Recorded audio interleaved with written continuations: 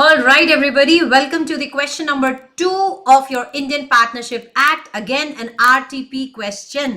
तो क्वेश्चन बहुत ही straight forward है बेटा, आपकी स्क्रीन के सामने है. It's a direct question. आपसे पूछा जा रहा है with reference to the provisions of Indian partnership act. Indian partnership act के प्रोविजंस के हिसाब से बताइए क्या इफेक्ट होता है इंसॉल्वेंसी ऑफ अ पार्टनर का. अगर एक पार्टनर इंसॉल्वेंट हो जाए तो फिर क्या इफेक्ट पड़ता है. इंडियन पार्टनरशिप एक्ट के प्रोविजंस के हिसाब से आंसर देना है. तो अगेन बेटा ये एक डायरेक्ट क्वेश्चन है, तो आप इसे एग्जाम में कैसे लिखकर आएंगे. बहुत ही सरल है, बहुत ही स्पष्ट है. चलिए आप मेरे साथ इसे लिखेंगे. ऑल राइट, तो आप क्या लिखेंगे. Effects of insolvency of a partner as per the provisions of, अब मैं IPA लिख रही हूं, तुम लोग पूरा लिखना है ना. As per the provisions of Indian partnership act are as follows. क्या इफेक्ट होता है बेटा इंसॉल्वेंसी ऑफ अ पार्टनर का. तो मुझे बताओ, जैसे ही एक पार्टनर इंसॉल्वेंट होता है वो क्या पार्टनर रहता है. नहीं. तो सबसे पहली चीज, where a partner is adjudicated as insolvent, then from the date of adjudication,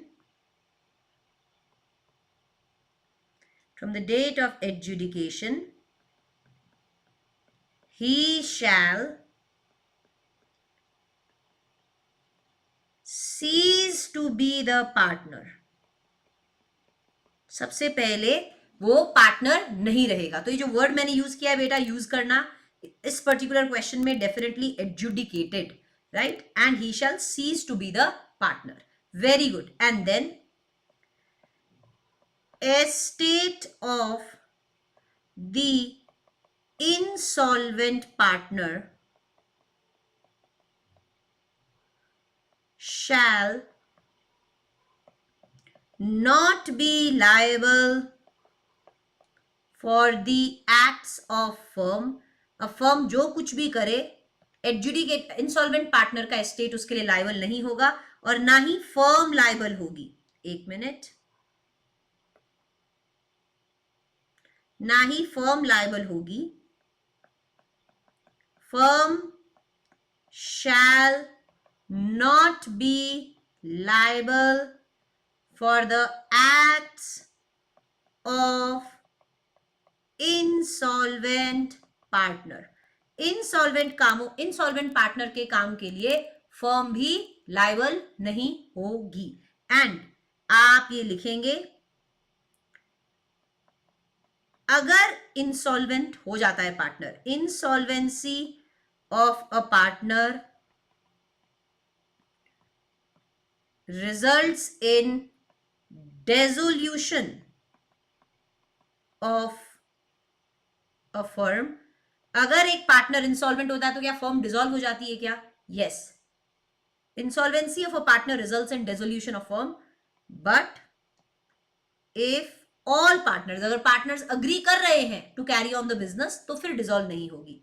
but if all partners agrees to carry on the business,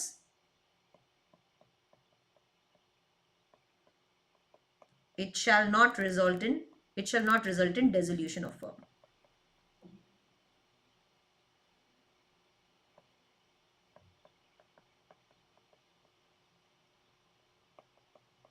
short and simple. तो आपने इजीली लिख दिया बेटा इफेक्ट्स ऑफ इंसॉल्वेंसी. आपको ये चारों पॉइंट एग्जाम में लिख कर आने पड़ेंगे कि वो पार्टनर नहीं रहेगा, he'll cease to be the partner. Insolvent partner liable नहीं होगा फर्म के काम के लिए, फर्म लायबल नहीं होगी इंसॉल्वेंट पार्टनर के काम के लिए. जनरली तो इंसॉल्वेंसी से डेसोल्यूशन हो जाता है, बट अगर सारे पार्टनर्स ने अग्री किया है धंधा कैरी ऑन करने के लिए तो फिर डेसोल्यूशन नहीं होगा. तो दिस इज द क्वेश्चन. ये आप इस तरह से एग्जाम में आंसर लिखकर आएंगे. तो आई होप आपको ये आंसर कैसे लिखना है अच्छे से समझ गया है. तो ये आपका अगेन आरटीपी क्वेश्चन था। अगेन जो मैं नेक्स्ट क्वेश्चन लूंगी वो भी आरटीपी का क्वेश्चन होगा। तो चलिए जी, नेक्स्ट क्वेश्चन आपका केस स्टडी बेस्ड क्वेश्चन होने वाला है। See you in an hour. Till then पढ़ते रहिए, मेहनत को करते रहिए। Bye bye.